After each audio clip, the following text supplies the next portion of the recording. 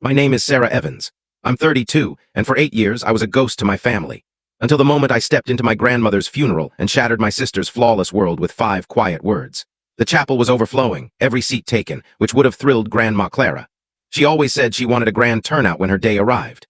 I slipped through the rear entrance as the service started, my military dress blues concealed under a long black coat.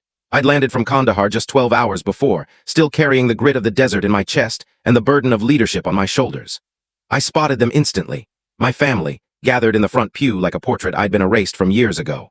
My sister Maria sat between our parents, her high-end gown likely costing more than most people's rent. Her husband, James, the polished financier, had an arm draped around her, ever the protector. My nephew Lucas, now 10, squirmed in his tiny suit beside them. 8 years. 8 years since I'd last seen them.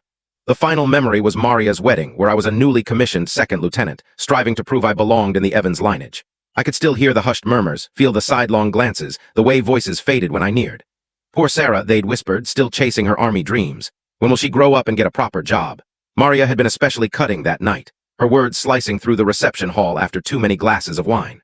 My sister thinks she's some kind of warrior, she declared to her new in-laws, but she's just dodging reality, playing costume in the military because she can't handle being a woman in the real world. I left the next morning without a word. Now, as Father Joseph delivered Grandma's eulogy, that old ache twisted in my gut, the one that had fueled my drive to succeed, to push harder, to prove them wrong in ways they'd never grasp. Grandma Clara was the only one who saw my potential, who recognized grit where others saw defiance, bravery where others saw folly. She wrote to me without fail, even when the rest of the family turned away. Her letters tracked me from officer training to my first assignment in Texas, through Special Forces training, to Afghanistan, Iraq, and back to Afghanistan. She knew about the Silver Star, the Purple Heart, the swift promotions that made me a colonel faster than most. She knew about the covert operations, the lives preserved, the gut-wrenching calls made in desert outposts and mountain hamlets. But she never told them.